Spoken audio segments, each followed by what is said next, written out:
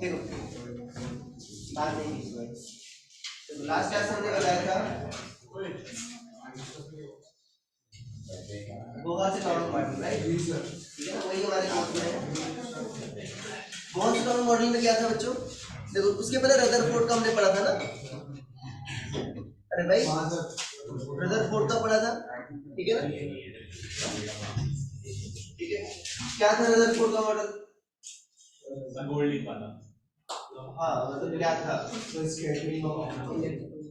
Experiment बता रहे हो, मॉडल क्या था? मॉडल क्या था कि एक सेंटर पर न्यूक्लियस रहता है, उसके चारों ओर इलेक्ट्रॉन चक्कर लगाते हैं। इसमें कमियां क्या थी? सर इलेक्ट्रॉन्स एनर्जी लूज करके अंदर चले जाएंगे। हाँ, इलेक्ट्रोमैग्नेटिक वेव्स का एमिशन करेगा, ठीक है? अगर एक्सीलरेटेड चार्ज है तो रेडिएट करेगा। हाँ, तो क्या होगा, इसके अंदर आपका ड्रॉप हो जाएगा, की एनर्जी कम होती रहेगी, ठीक है? अल्टीमेटली गिर जाएगा, तो स्टेबल नहीं रहेगा। हाँ, दूसरा लाइन स्पेक्ट्रम को एक्सप्लेन नहीं कर पाया, क्यों? क्योंकि अगर कंटिन्यूअस एनर्जी का एमिशन करेगा तो स्पेक्ट्रम कंटिन्यूअस आएगा, जबकि एक्सपेरिमेंटली लाइन स्पेक्ट्रम देखा गया था, ठीक है? तो इसलिए ये गलत हो गया। इसके बाद क्या आया था बच्चों? बोहर का मॉडल आया था। बोहर के मॉडल में क्या था डिफरेंस? सब एनर्जी लूज नहीं करता। हाँ, उन्होंने कहा था कि भाई सारे ऑर्बिट्स में नहीं घूमता, समझ पा रहे हो? कुछ ही ऑर्बिट्स में घूमता है, उसको कहते हो मैक्सवेल परमिटेड ऑर्बिट्स, जहां पर या मैक्सवेल लाइसेंस ऑर्बिट या स्टेशनरी ऑर्बिट्स कहते हो, जिसमें क्या होता है, एनर्जी का एमिशन नहीं होता। अरे आगे बात समझ में? और इन ऑर्बिट्स में बच्चों क्या होता है, एंगुलर मोमेंटम क्या रहता है तुम्हारा? क्वांटाइज। और वो कहां से आता था, याद है? जो एनर्जी का एमिशन नहीं होता है उसी कंसेप्ट से आया था। अरे याद है नहीं आता? एंगुलर मोमेंटम क्या होता है? और ये क्या होता है, क्वांटाइज्ड होता है। क्वांटाइज्ड का मतलब क्या होता है? Integral multiple of h upon 2 पाई। इसको क्या कहते थे? h प्राइम भी कहते थे, ठीक है? लाइन स्पेक्ट्रम को कैसे एक्सप्लेन किया था? ये तो हो गया कि आपको गिरेगा नहीं इसमें। लाइन स्पेक्ट्रम कैसे एक्सप्लेन किया था?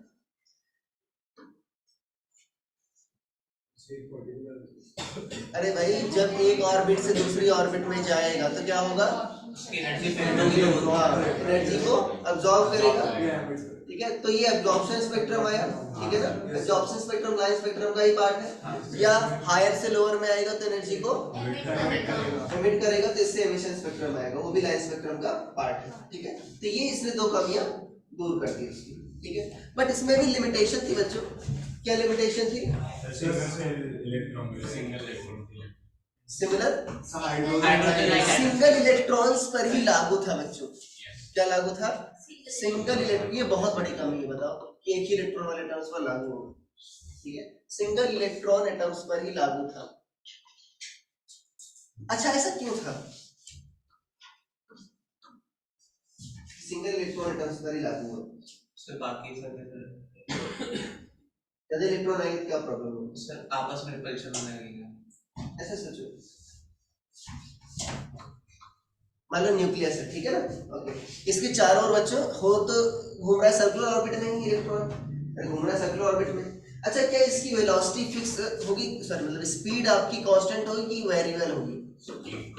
कांस्टेंट होगी या वेरिएबल? वेरिएबल क्यों नहीं हो सकती?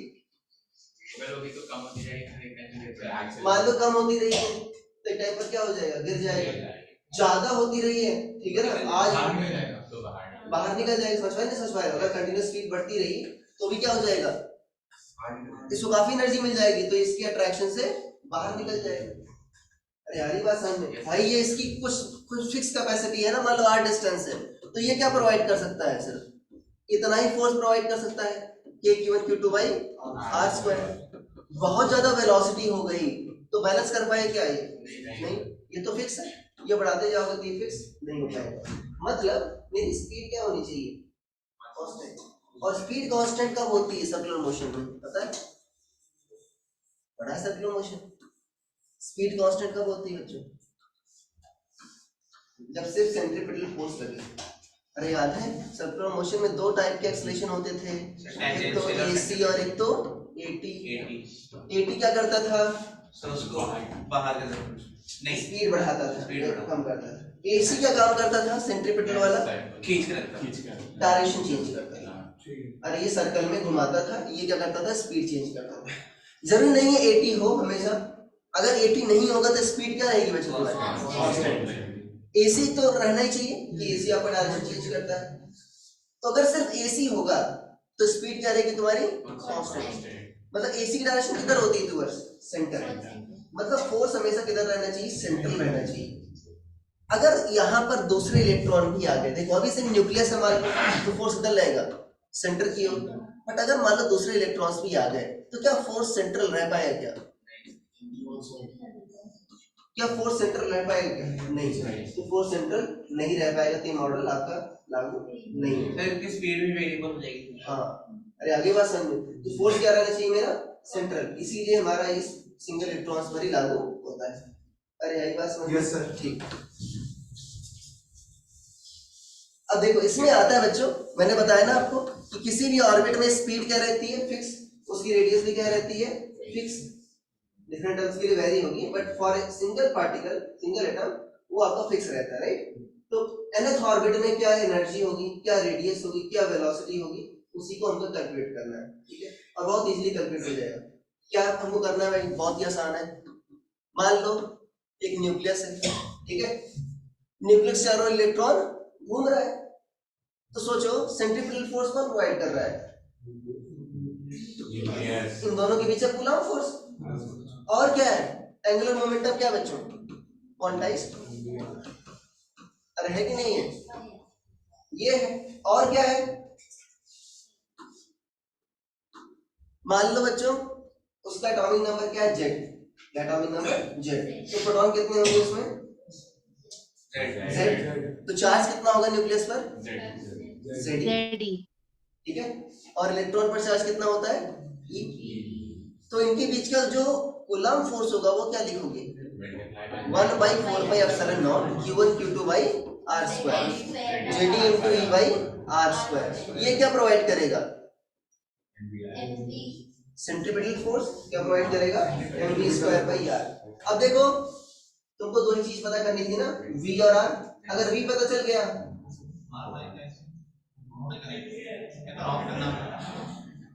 ऑनलाइन वाले बच्चों आवाज आ रही है मेरी?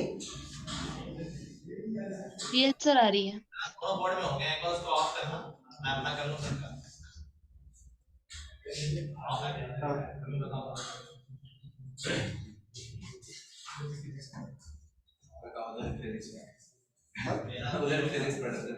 हर्षिता मेरी आवाज तो नहीं आ रही? आ रही है सर।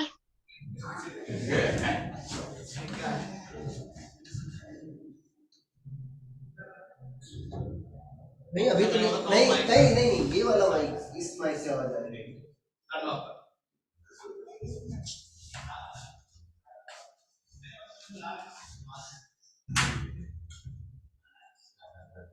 अच्छा भी डिफरेंट टाइप से आवाज आ रही होगी।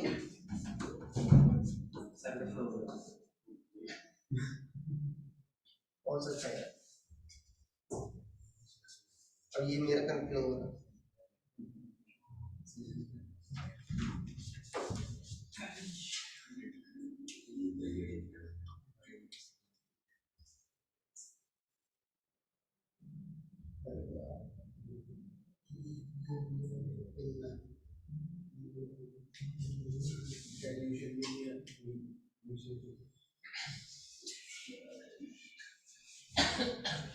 हर्षिता आ रही है आवाज ठीक अभी?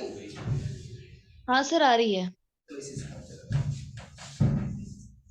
सर पहले भी सही आ रही थी।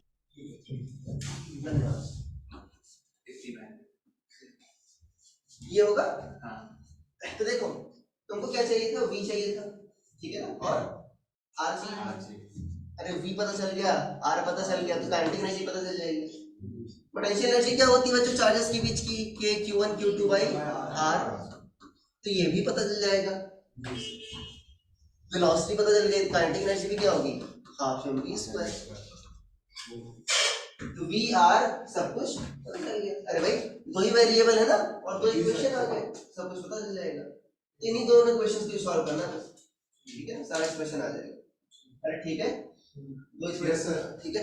अरे आगे बात इसमें कुछ कहानी लिख लेते हैं। लिखो कहानी मतलब सॉरी एक्सप्रेशन फॉर, लिख लो expression for velocity, expression for velocity, radius and energy of nth Bohr orbit. Expression for velocity, radius and energy of nth Bohr orbit. आगे बात समझे। velocity, radius and energy of nth Bohr orbit, ठीक है। अब देखो बच्चों, हम क्या करेंगे, एक रैंडम एटम लेंगे, ठीक है, सिंगल इलेक्ट्रॉन एटम लेंगे, जिसका क्या होगा, मान लो एटॉमिक नंबर क्या होगा, Z, ठीक है ना। हमको चाहिए कि भाई कोई भी अगर एटम आ जाए तो उसमें Z की वैल्यू रखें तो फटाक से हमारा आंसर आ जाए, और कोई भी ऑर्बिट नंबर रखें उसके ऑर्बिट की वैल्यू आ जाए। अगर ऑर्बिट की वैल्यू रखोगे V N R सारे की वैल्यू आ जाए, ठीक है, energy, kinetic energy, potential energy, ठीक है ना, वेलोसिटी, रेडियस सबकी वैल्यू आ जाए। तो हम क्या करेंगे, किसी भी Z, किसी भी रैंडम Z, किसी भी रैंडम n के लिए हम ये सारी वैल्यूज कैलकुलेट करेंगे, ठीक है। लिखो, let's take atom, let's take an atom having atomic number Z, let's take an atom having atomic number Z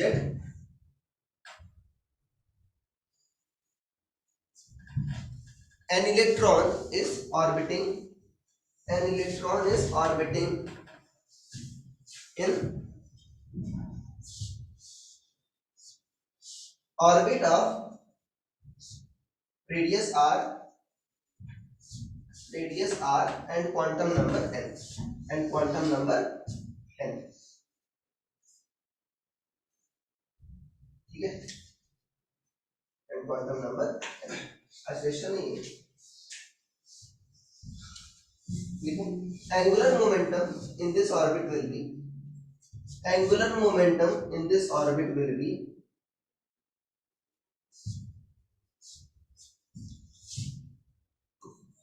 L equal to क्या होगा बच्चों, mvr equal to nh upon 2 pi,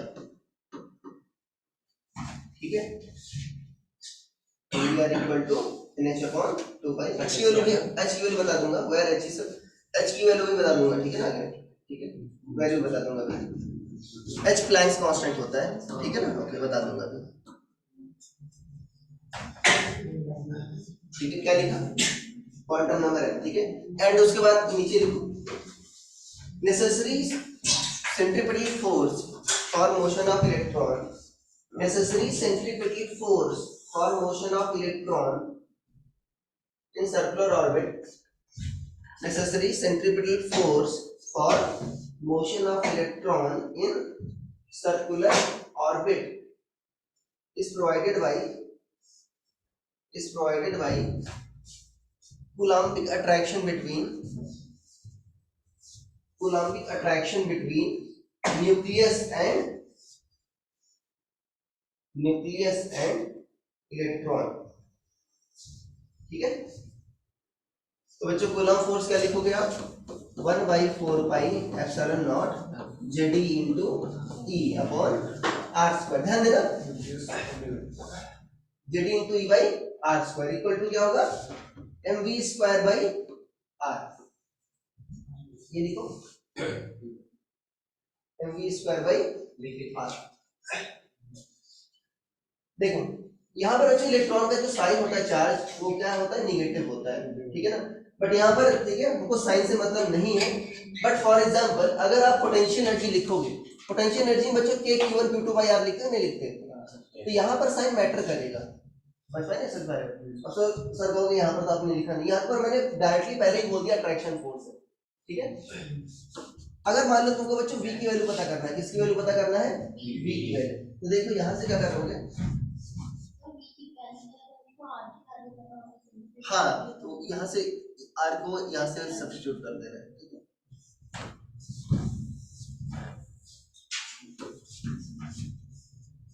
देखो क्या करेंगे हम, क्या लिखा है, ये l लिखा है,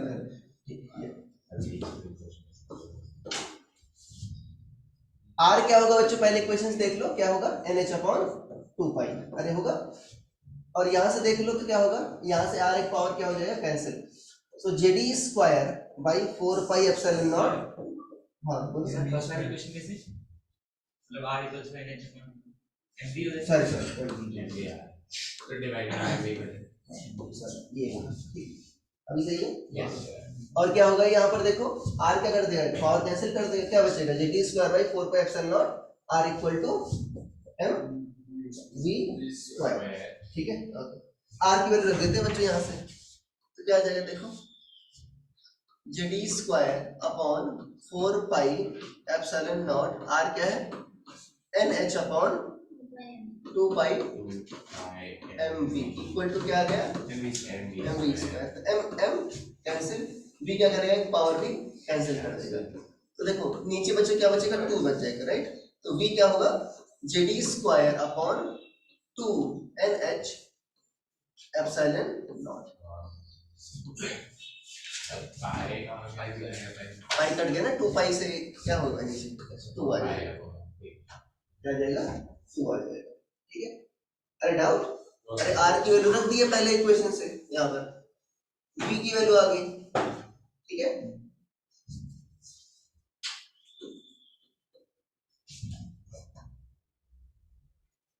कुछ दिक्कत ऑनलाइन वाले बच्चों इसमें? No sir.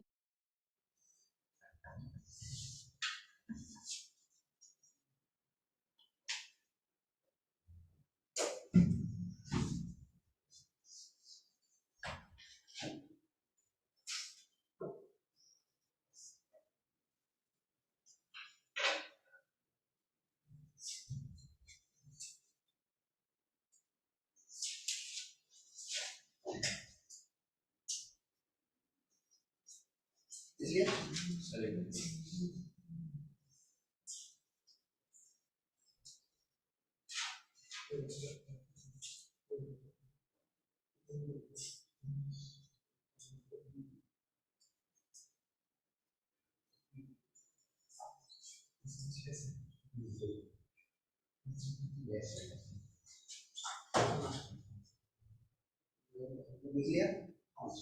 देखो, अब देखो यहाँ पर बच्चों डिफरेंट एटम्स में और डिफरेंट ऑर्बिट्स में क्या वैरी करेगा, जेड और एन वैरी करेगा।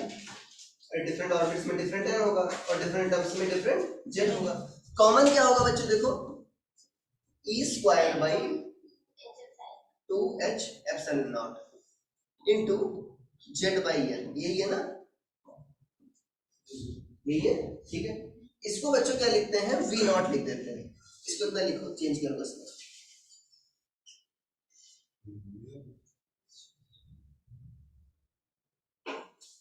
ये कांस्टेंट है नहीं है बच्चों, देखो ब्रैकेट वाला, अरे ब्रैकेट वाला टर्म क्या है, ये वाला आपका कांस्टेंट है, अरे ठीक है ना, ई कांस्टेंट है, एच कांस्टेंट है, एप्सिलॉन नॉट कांस्टेंट है, सारा कांस्टेंट है। इसको वी नॉट लिखना है सर, हाँ रुक जाओ, लिख लिया, ठीक है, एक minute,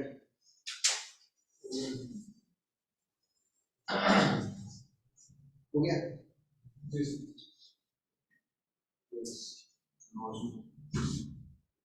so z by n की h हाँ मुझे साथ लेके दे दो।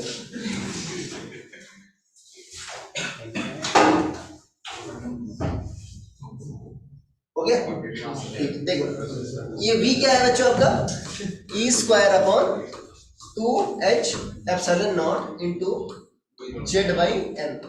देखो ये क्या है बच्चों, कांस्टेंट है, तो इसको कांस्टेंट ये क्या लिख देंगे हम, वी नॉट लिख देंगे, क्या लिख देंगे, v equal to v not Z by n, where v not is a, देखो वी नॉट क्या होगा बच्चों बताओ, इसमें जब वैल्यू रखेंगे तो ये वैल्यू आती है 2.2 इंटू 10⁻6 मीटर पर सेकंड, ये वैल्यू तुमको याद रखनी है, ध्यान देना, ठीक है, एग्जाम में डिराइव मत करने लगना, ठीक है। अरे क्योंकि बहुत लेंथी आएगा, समझ पा रहे हो। ओके, एप्सिलॉन नॉट क्या होता है 8.85 10⁻12, h क्या होता है 6.6 into 10 to the power minus 34। E क्या होता है 1.6 into minus 19। तो बहुत देर लग जाएगी, ठीक है ना, ये वैल्यू याद रखना। अब देखो ये है क्या बच्चों, v की वैल्यू v नॉट आएगा कब, जब z बच्चों 1 हो जाए और mv क्या हो जाए 1।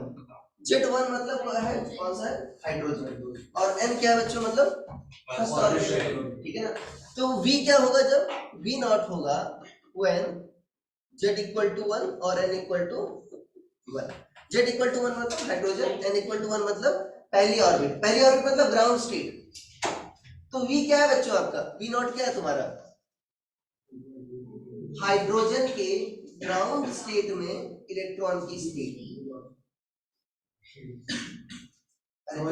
ठीक है ना, डाइजेस्ट हुआ। ये क्या हुआ, z की वैल्यू जब 1 रखोगे क्या आ जाएगा, हाइड्रोजन एटम, n की वैल्यू क्या रखोगे 1 तो क्या आ जाएगा, ग्राउंड स्टेट।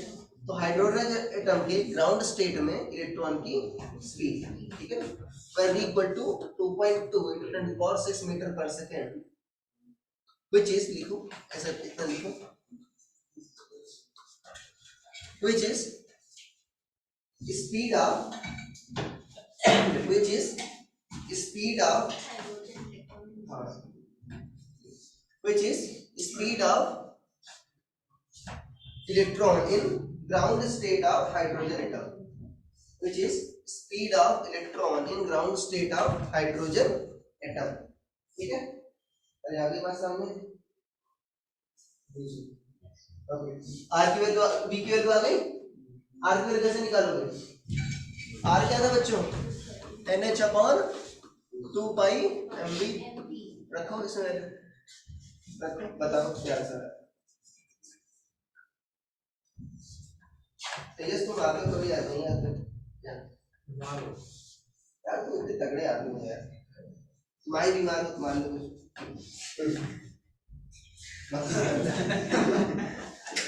मुझे पति बेचारी पहले से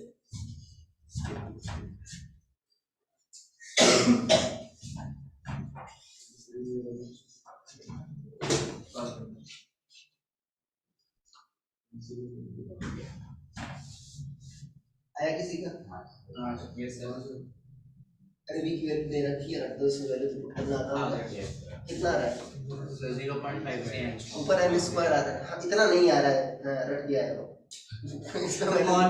कांस्टेंट की वैल्यू बताओ, n हो गया 1, n स्क्वायर ऊपर आएगा, z नीचे आएगा, हाँ, और क्या रहा है, h upon 2 by m v naught, h upon 2 by h by 2 by m v naught। हाँ, अरे v नॉट नहीं रखना है यार, सीधा v का ये रखना है, v नॉट क्यों रख रहे हो,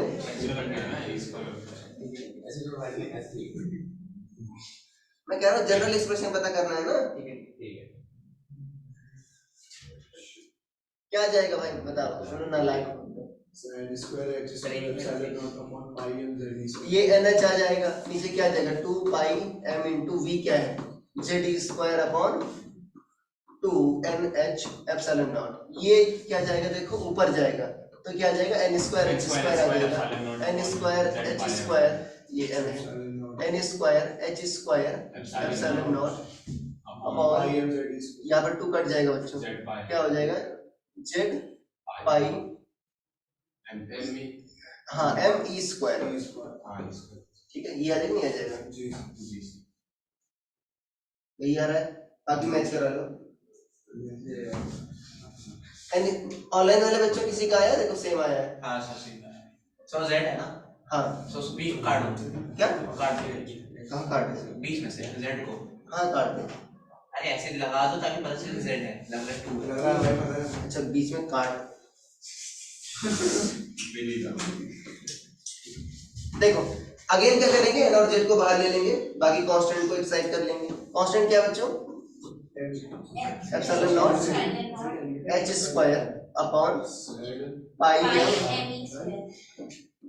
e स्क्वायर, और ये क्या है n स्क्वायर बाई z, तो ये क्या लिखेंगे बच्चों बताओ, ये क्या लिखोगे आप, r नॉट, अरे ये क्या लिखोगे, अरे ये अंदर वाला कांस्टेंट है नहीं है, तो क्या लिखोगे r नॉट, ठीक है, लिखो इतना लिखो, चेंज करूंगा,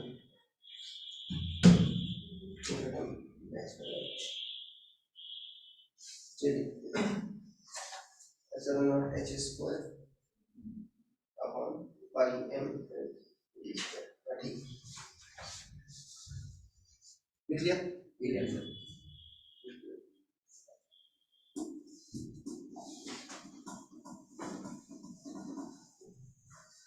इसका भाई संगीत क्लास में चेंज करें। एक मिनट 10 साल बाद यही बैठेगा संगीत।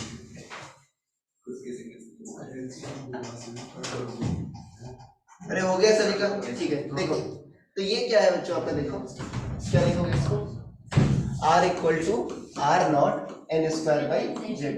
सेम कंसेप्ट लगाओगे। आर नॉट कब आएगा बच्चों, आर की वैल्यू आर नॉट कब आएगी, जब एन क्या हो 1। आर नॉट क्या होता है 0.53 एंगस्ट्रॉम होता है, जो भी निकट कराया था। ठीक है क्या आएगा 0.53 एंगस्ट्रॉम। एन क्या होगा बच्चों, जब 1 हो, जेड भी क्या हो 1 हो, तो क्या होगा आपका रेडियस ऑफ फर्स्ट। ठीक है लिख लो, where r naught is radius of ground state of electron in hydrogen atom, where r naught is radius of ground state in hydrogen atom। अरे लिख लिया बच्चों? ठीक है, तो एनर्जी क्या होगी आपकी, अगर काइनेटिक एनर्जी तुमको पता करना है तो क्या लिखोगे आप, हाफ mv स्क्वायर। अरे लिखोगे नहीं लिखोगे, अरे ये लिखोगे ना। और v की वैल्यू क्या दे रखी है बच्चों, अरे बताओ,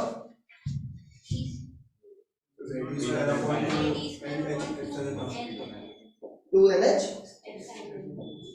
एप्सिलॉन नॉट, राइट। इसका क्या होगा होल स्क्वायर होगा। तो देखो काइनेटिक एनर्जी क्या आएगी बच्चों, क्या आ जाएगा Z square e to the power 4, Z square e to the power 4, और नीचे क्या आ जाएगा तुम्हारा, देखो 4 पूजा 8 आ जाएगा, right. 8 epsilon not square n square h square, ये आ जाएगा और एम भी आएगा। ठीक है ओके। देखो m बच्चों कांस्टेंट क्यों है, m को मैं हर बार कांस्टेंट क्यों लेता हूँ, m क्या है मास ऑफ इलेक्ट्रॉन, तो क्या है ठीक है। नहीं तो कंफ्यूज हो कि मास ऑफ न्यूक्लियस है क्या है। ठीक है, तो इसमें भी क्या करेंगे देखो, और पोटेंशियल एनर्जी क्या होगी बच्चों, पोटेंशियल एनर्जी U क्या होगी आपकी 1/4 pi epsilon not Q1 Q2 by R। Q1 क्या है Jd, तो और इलेक्ट्रॉन पर चार्ज क्या होगा माइनस ई, बताया था। अच्छा पोटेंशियल, अरे निगेटिव चार्ज होता है ना इलेक्ट्रॉन पर, तो क्या होगा भाई आर की वैल्यू रखोगे बच्चों। ठीक है ध्यान देना, अरे आर की वैल्यू निकाल ली ना तुमने जी सर। जब रखोगे तो वैल्यू क्या आ जाएगी, देखो इसका बच्चों डबल होता है निगेटिव, हाँ तो क्या आता है minus Z e square m upon 4 epsilon not square n square h square, ये आता है। इतना लिखो, तो टोटल एनर्जी भी इतनी होती है। हाँ बताइए।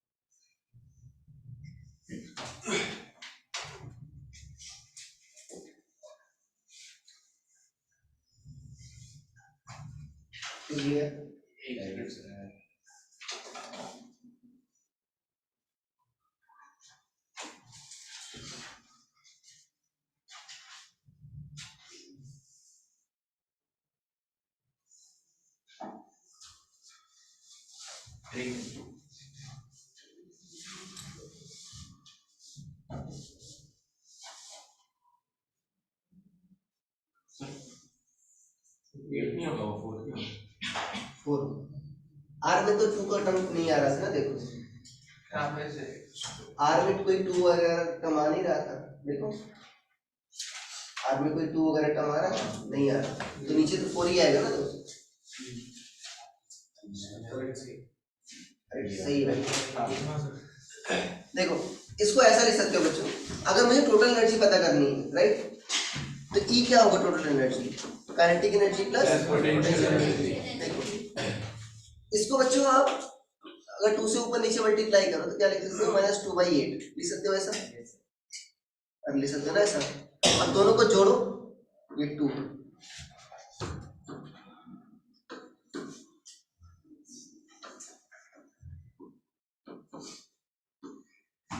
ठीक है, और ये क्या है 1/8 है, और ये क्या है -2/8 है, दोनों को जोड़ो क्या होगा -1/8 है, ठीक है ना, तो क्या हो जाएगा आपका माइनस में,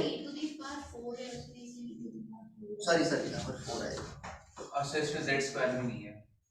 अरे हाँ यार,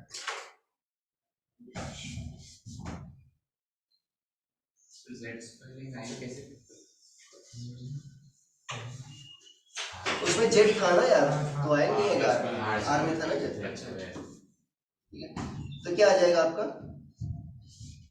यहाँ पर माइनस में mz² e to the power 4 upon 8 epsilon not square n square h², ये था।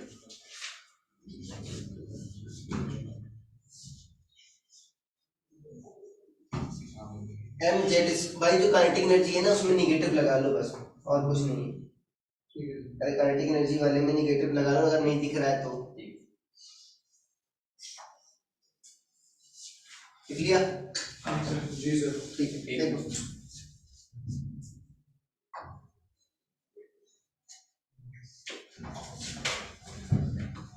देखो, तो अगेन क्या करेंगे बच्चों, हम कांस्टेंट को अलग कर लेंगे, क्या आ जाएगा m e to the power 4 upon 8 epsilon not square h², और क्या आ रहा है z² तो ऊपर आएगा,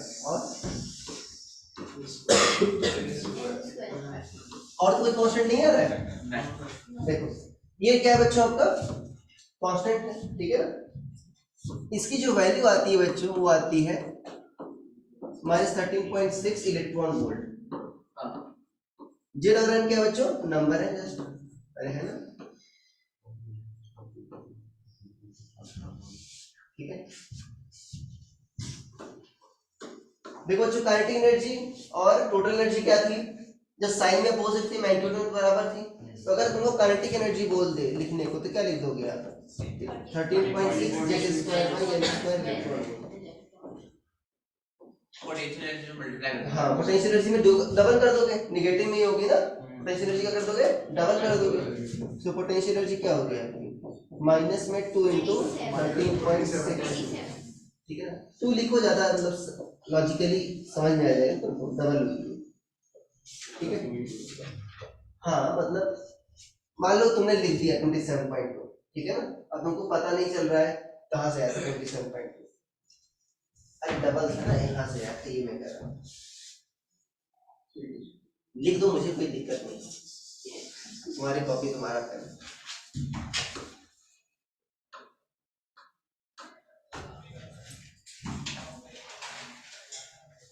लिख दिया,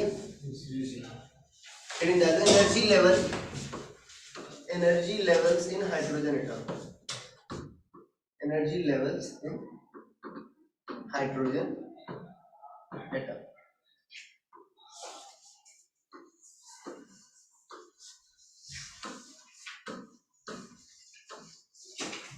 ठीक है, energy levels in hydrogen atom हो गया। देखो अगर बच्चों ये टोटल एनर्जी आ नहीं आ गई है ई आपको, ये प्रेडोमिनेटली यही यूज होगा, ठीक है ना, मेजॉरिटी क्वेश्चंस में यही यूज होगा, ये वैल्यू आ गई, अगर तुमको हाइड्रोजन एटम बच्चों देखना है तो जेड की वैल्यू क्या हो जाएगी 1, तो जो En हो जाएगा वो कितना हो जाएगा -13.6 बाई एन, जेड की वैल्यू 1 हो गई तो क्या हो गया -13.6 बाई n² इलेक्ट्रॉन वोल्ट, अरे आया कि नहीं आया, यही आ गया, ठीक है।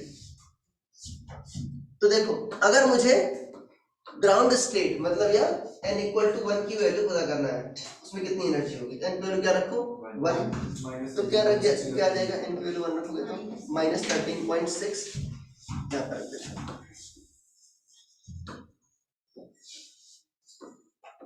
तो क्या क्या आ जाएगा यहाँ पर -13.6 इलेक्ट्रॉन वोल्ट। अरे आ गया, ठीक है। अब देखो जो दूसरा होगा बच्चों वो क्या होगा तुम्हारा, अब इसको मिटाऊंगा मैं, n प्योर 2 रखोगे क्या आ जाएगा नीचे 4, हाँ -3.4 आता है।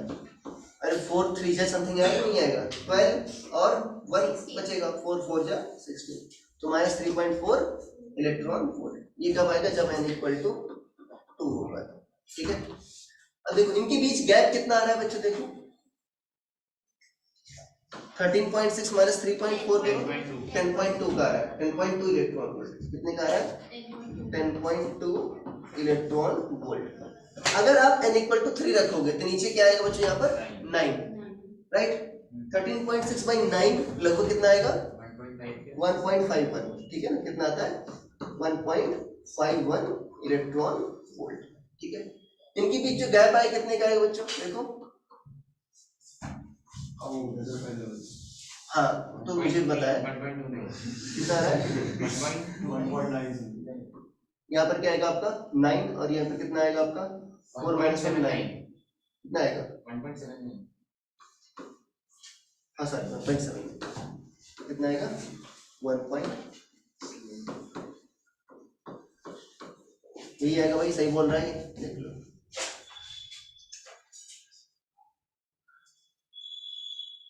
1.85 आएगा समथिंग, देखो कितना आ रहा है, सब्ट्रैक्ट भी नहीं कर पा रहे तुम लोग। ये कितना आएगा 9 और ये कितना आएगा 38, 1.89।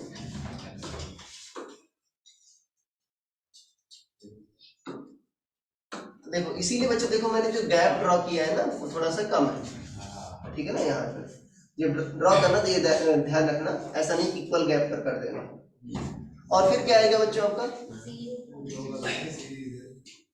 ठीक है 16 रखोगे तो क्या आ जाएगा, 4 रखोगे क्या आएगा 16।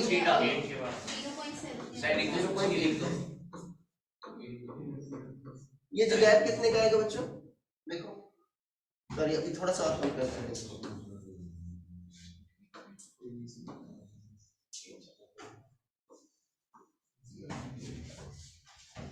कितना आएगा गैप, कितना आ रहा है 0.66 कर लिया भाई, कैलकुलेटर यूज कर लो,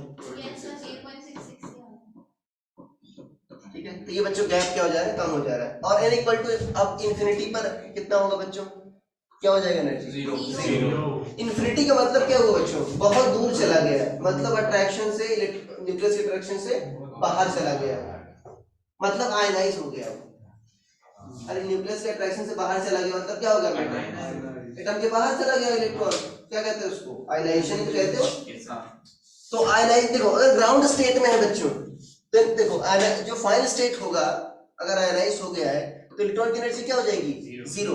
उसके पहले बच्चों एनर्जी निगेटिव थी, क्यों निगेटिव थी, क्योंकि पोटेंशियल एनर्जी बाउंड कर रहा है, हाँ बाउंड सिस्टम कहते हैं उसको, अरे क्या कहते हैं उसको बाउंड सिस्टम। ग्रेविटेशन में याद है, ग्रेविटेशन में भी एनर्जी टोटल निगेटिव आती थी, हाँ क्यों, क्योंकि भाई हाँ जो प्लैनेट वगैरह होते हैं सन के चारों ओर घूमते रहते हैं, और वो भी तो बाउंड सिस्टम है। पहले हमें पोटेंशियल, अरे सिमिलर है ये, इसको एक प्लैनेटरी मॉडल कहते हैं, हाँ अरे इस मॉडल को भी क्या कहते हैं प्लैनेटरी मॉडल, क्यों, जैसे सन के चारों प्लैनेट्स मूव करते हैं, इसमें क्या होता है इलेक्ट्रॉन न्यूक्लियस के चारों मूव करते हैं, ठीक है।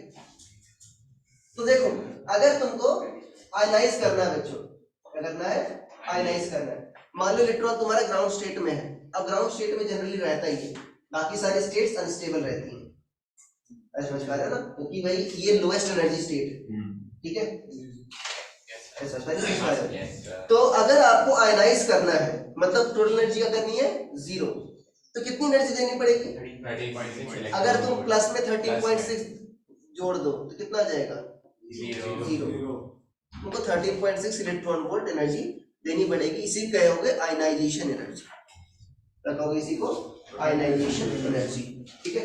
अरे आई बात समझ में, जी सर, हेडिंग डाल लो ionization energy and ionization potential, क्या ठीक है सर इलेक्ट्रॉन वोल्ट एनर्जी की यूनिट है ना, हाँ हाँ इलेक्ट्रॉन, एक इलेक्ट्रॉन को 1 वोल्ट से एक्सीलरेट करोगे तो 1 इलेक्ट्रॉन वोल्ट एनर्जी आएगी। इलेक्ट्रॉन की वैल्यू डालनी है, देखो पोटेंशियल डिफरेंस का डेफिनेशन पता है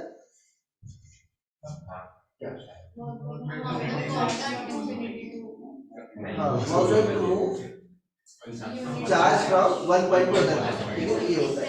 हाँ, यूनिट पॉजिटिव चार्ज, देखो मान लो क्यू चार्ज को मूव कराने में कितना काम करना पड़ रहा है, W, तो यूनिट चार्ज को मूव कराने में कितना काम करना पड़ेगा, W by Q। यही क्या हुआ बच्चों, पोटेंशियल डिफरेंस की डेफिनेशन। अरे क्या हुआ, डेल्टा V। अरे हुआ कि नहीं हुआ बच्चों? तो W क्या होगा,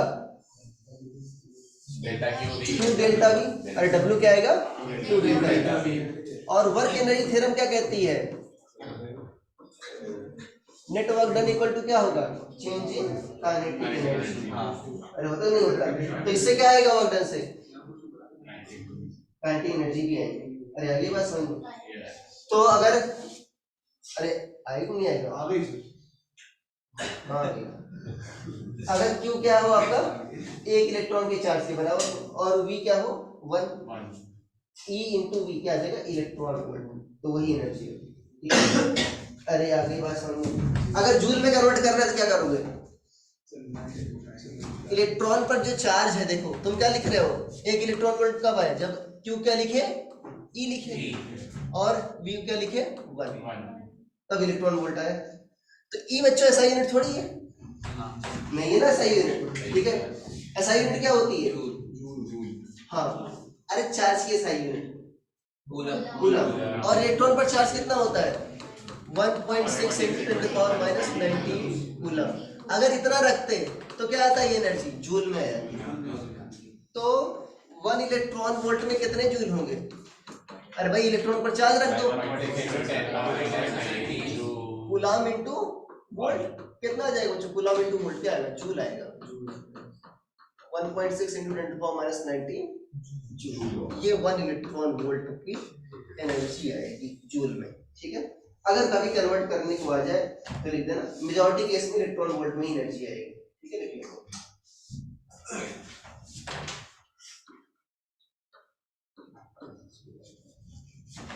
तो यार स्कूल में क्या कर देते हो, क्या है स्कूल क्या कर देते हो स्कूल में, वो आने सब पेपर ऐसा बना था, अगर कोई ब्लेम करो, अरे फिजिक्स का ही बना होगा, केमिस्ट्री का बना होगा, सारे में तुम गड़बड़ करते हो।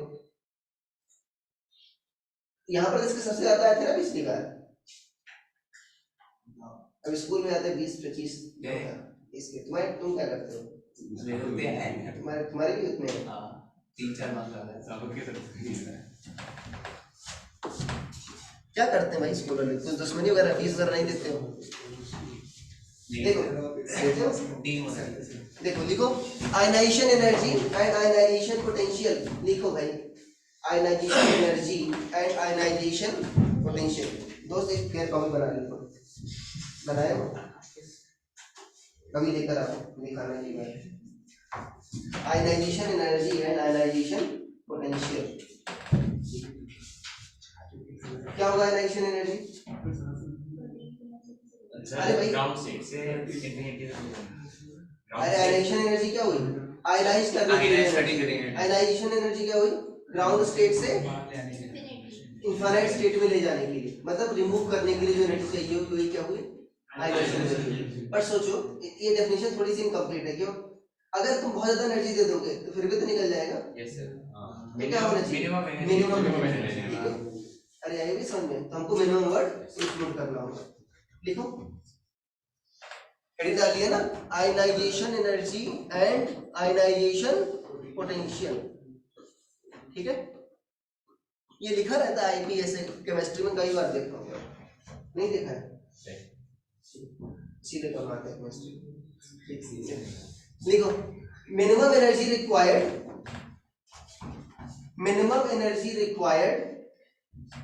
to remove an electron, minimum energy required to remove an electron from ground state of atom, from ground state of an atom, minimum energy required to remove an electron from ground state of an atom is called ionization energy of that atom. ठीक है, is called ionization energy of that atom. ठीक है, and देखो अगर मान लो बताया ना ionisation energy, देखो अगर इलेक्ट्रॉन वोल्ट में हुई, इसका मतलब क्या हुआ समझो, एक इलेक्ट्रॉन को कितने वोल्ट से एक्सेलरेट करें कि एनर्जी क्या हो जाए, तुमको आयनाइजेशन एनर्जी मिल जाए. आयनाइजेशन एनर्जी कितनी है बच्चों, फॉर एग्जांपल हाइड्रोजन एटम के लिए 13.6 इलेक्ट्रॉन. तो एक इलेक्ट्रॉन को कितने वोल्ट से एक्सेलरेट करें कि आयनाइजेशन एनर्जी मिल जाए. अरे भाई 13.6 वोल्ट से एक्सेलरेट करें एक इलेक्ट्रॉन को, तो क्या जाएगा 13.6 इलेक्ट्रॉन वोल्ट एनर्जी आ जाएगी. तो किस वोल्ट से एक्सेलरेट करें क्या आयनाइजेशन एनर्जी मिल जाए, वो क्या हुआ आयनाइजेशन पोटेंशियल. ठीक है, कितने वोल्ट से एक्सेलरेट करें क्या आयनाइजेशन एनर्जी मिल जाए, वो क्या हुआ आयनाइजेशन पोटेंशियल. ठीक है ना, लिखो एंड पोटेंशियल डिफरेंस, लिखो एंड पोटेंशियल डिफरेंस. यश भाई क्या होगा, and potential difference with which electron needs to be accelerated, and potential difference with which electron needs to be accelerated to acquire ionization energy, to acquire needs to be accelerated to acquire ionization energy is called ionization potential, is called ionization potential.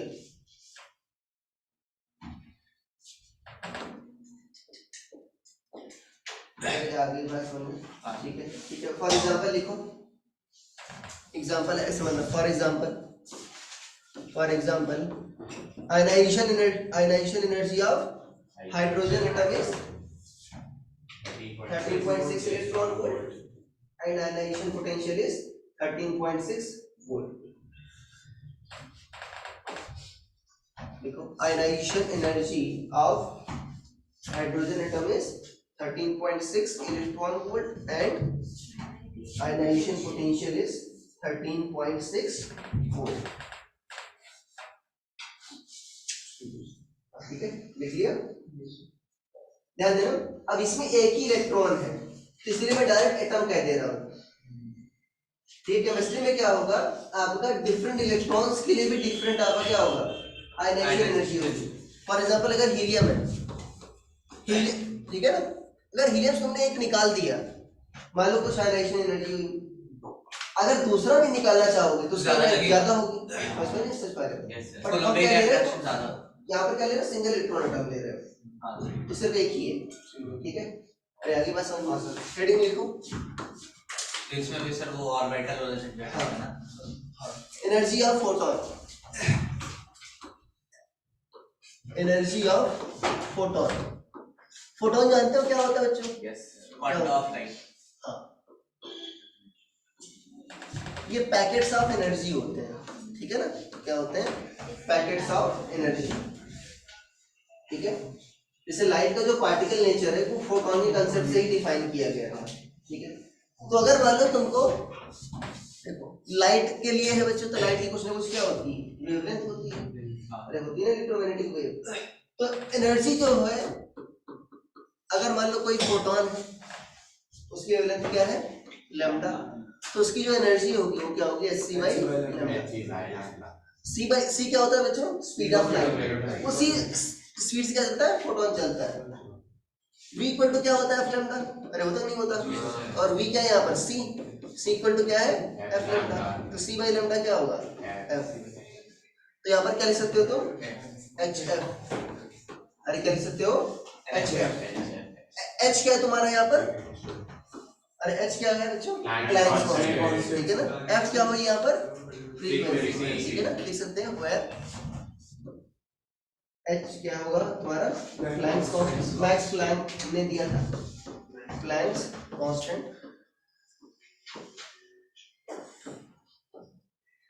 ठीक है, h की जो value होती है बच्चों क्या होती है 6.6 into 10 to the power -9.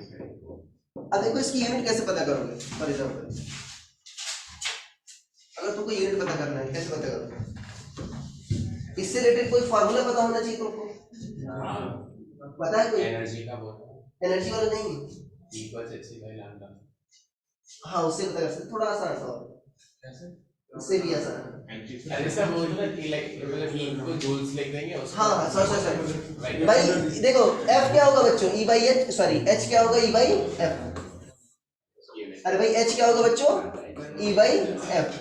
E क्या होता है बच्चों? जूल। और ये क्या होता है? पर सेकंड। तो सेकंड ऊपर जाए क्या हो जाएगा? Joule second. अरे सेकंड इनवर्स होता है ना बच्चों, तो क्या हो जाएगा ये? Joule second. यहाँ पर क्या लिख दिया? अरे अगली बात समझ में,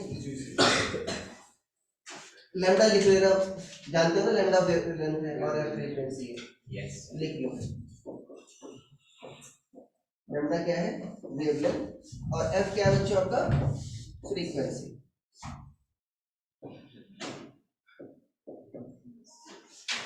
लैम्डा क्या है? वेवलेंथ, एंड एफ क्या है? Frequency of photon. ठीक है, बहुत ज्यादा बार यूज होगा ये रिलेशन। ठीक है, और ध्यान देना अगर तुमको दे दिया जाए, ये खुद बता रहे लिख लिया था यहीं से v equals to यहीं से v equals to lambda f। ये तो पहले ये तो वेव कर लीजिए ना, v equal to f। Wavelength क्या होती है? एक टाइम पीरियड में चली गई डिस्टेंस, अरे ये होता ना। Yes sir. तो लैम्डा क्या हुआ? एक टाइम पीरियड मतलब टाइम कितना लगा? t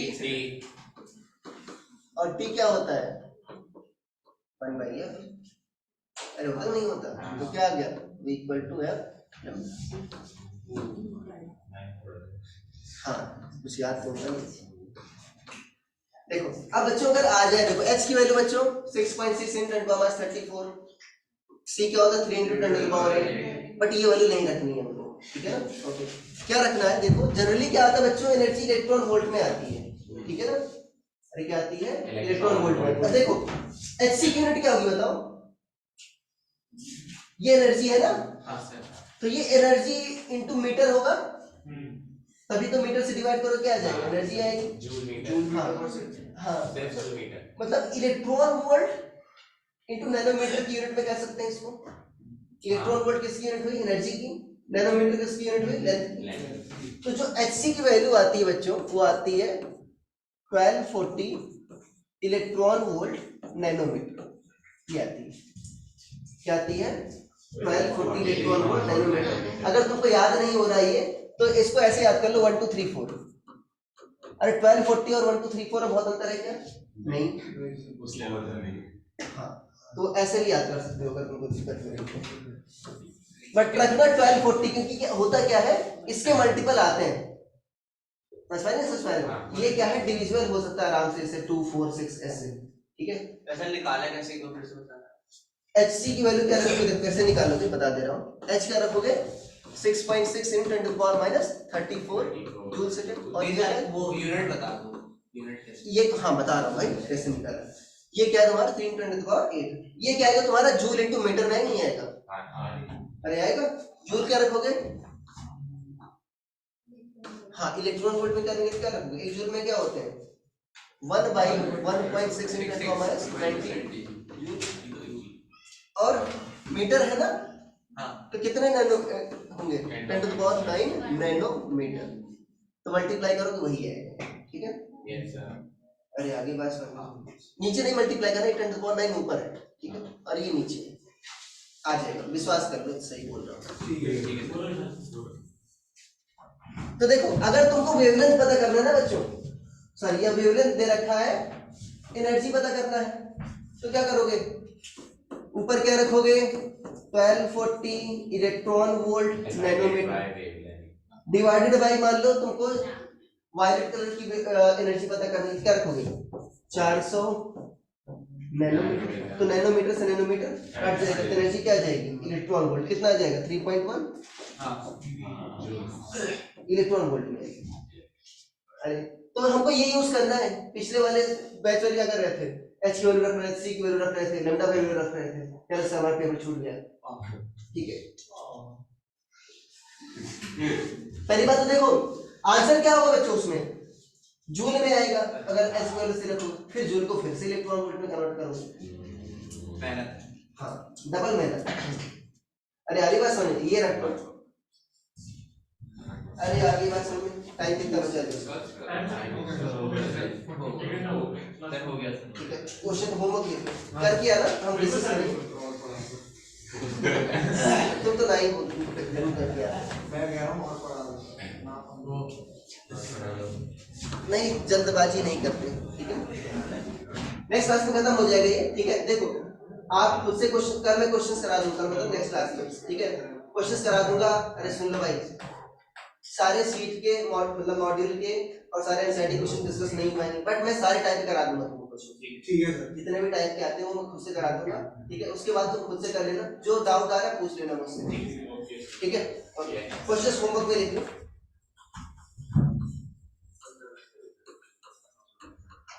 बट क्वेश्चंस खुद से करना तभी हो पाएगा। ठीक है, देखो what is angular momentum of electron,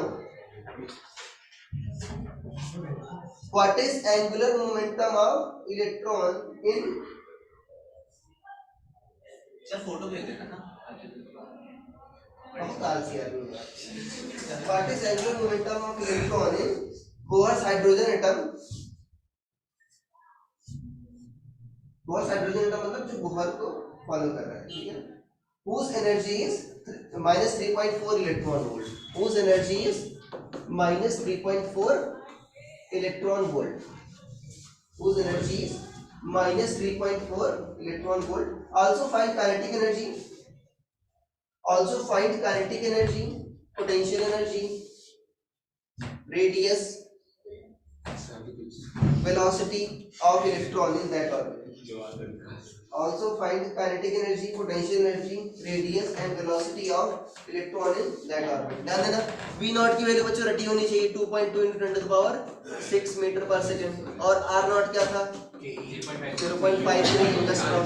ठीक है ना, ये सारी वैल्यू याद होनी चाहिए। ठीक है, ओके, और दो क्वेश्चन और है।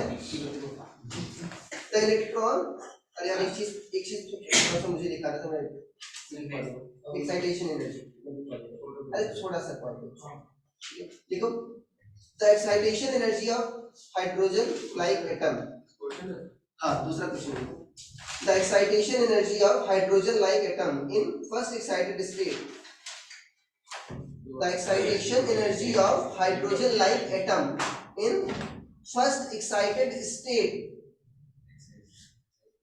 First excited state is 40.8 electron volt, is 40.8 electron volt।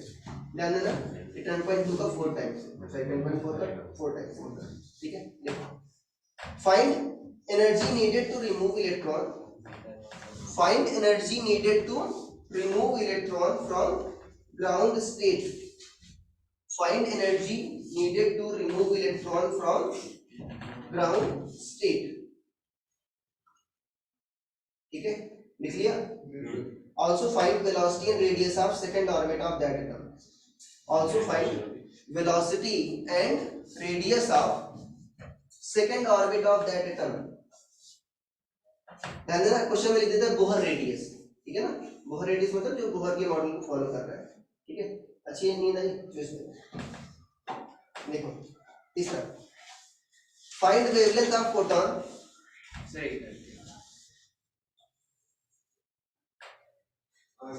find wavelength of photon emitted when electron jumps from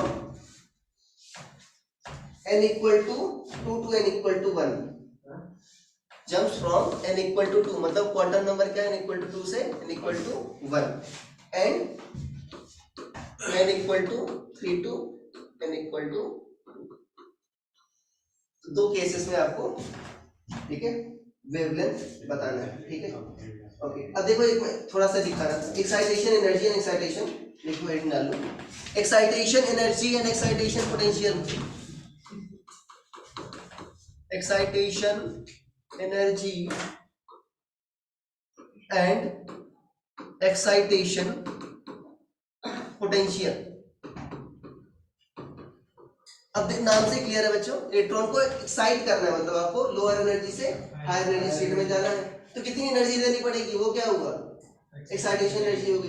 कितने पोटेंशियल से एक्सीलरेट करना होगा, वो क्या होगा, एक्साइटेशन पोटेंशियल। लिख रही है, ठीक है, लिखो। The energy slash potential, the energy slash potential needed to, the energy slash potential needed to excite electron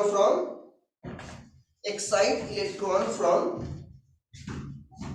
lower energy level to higher energy level, from lower energy level to higher energy level, ठीक है। for example the energy needed to excite electron from lower energy level to higher energy level। अच्छा देखो बच्चों, तुमसे अब देखो ऐसा पूछता है तुमसे नेक्स्ट हायर लेवल, ऐसे जनरली होता है, क्या होता है, नेक्स्ट हायर लेवल, मतलब अगर n इक्वल टू 1 में है तो इसकी एक्साइटेशन एनर्जी क्या होगी, 10.2। अगर 10.2 दे दोगे क्या हो जाएगा, नेक्स्ट हायर लेवल में पहुंच जाएगा, ठीक है ना। चलिए लिख लो लाइन शुरू। For example excitation energy of electron in ground state of hydrogen atom is, excitation energy of ground state of electron in ground, of electron in ground state of hydrogen atom is 10.2 electron volt, 10.2 electron volt, and excitation potential is 10.2 volt, ठीक है। Excitation potential is 10.2 volt, ठीक है। कई जगह देखो, कई जगह बच्चों जो एक्साइटेशन एनर्जी है या जो आपका आयनाइजेशन एनर्जी है, आयनाइजेशन पोटेंशियल, दोनों को सेम कर देते हैं। एक क्वेश्चन मुझे दिखा था, जेईई मेंस में आया था, उसमें वास्तव में पूछा था आयनाइजेशन पोटेंशियल, बट यूनिट दे रखी थी आयनाइजेशन एनर्जी की, मतलब एडजस्ट कर लेना अगर देखिए। Thank you sir.